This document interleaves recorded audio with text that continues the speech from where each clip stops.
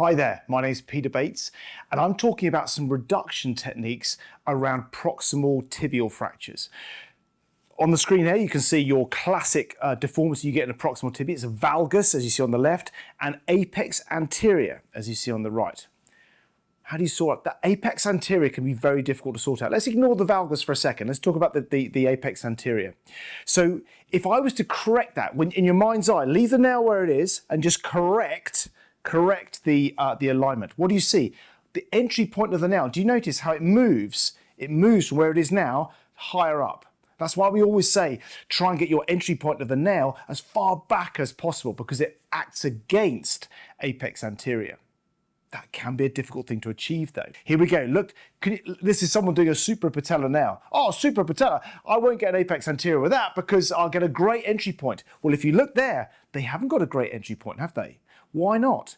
Because the knee isn't really flexed enough. When your knee is like so, when it's locked in like that, it's very difficult to get, even in a suprapatellar, it's hard to get that entry point inside the knuckle. Does that make sense?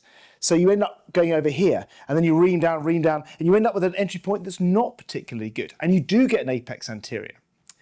But look what the problem was here. They were trying to flex the knee a bit, but it was flexing at the fracture, not the knee joint. And so how do you get a good entry point here where what you want to do is flex the proximal fragment?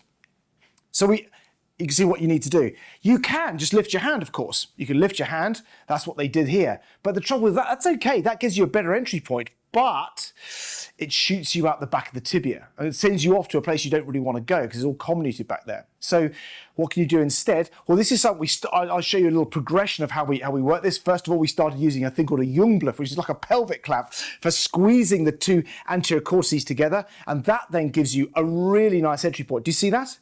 See how the entry point is really good, and yet the guide wire is going straight down the shaft. We then moved on to just using a Weber clamp, and that worked just as well. But actually, the technique we're now using, which it works just as well, is here's your fracture. You've got your entry point, which is okay, but it could be better. We put a 2.8 guide wire or 3.2 guide wire from the front straight through to the back. That wire looks like it's going top to bottom. It's not. It's going front to back. And look where it's going.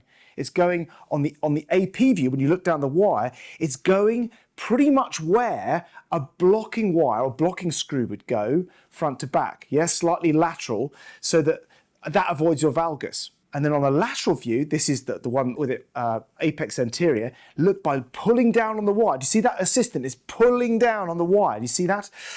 As they do that, this is what happens. You get a really good entry point. See the difference between that and that?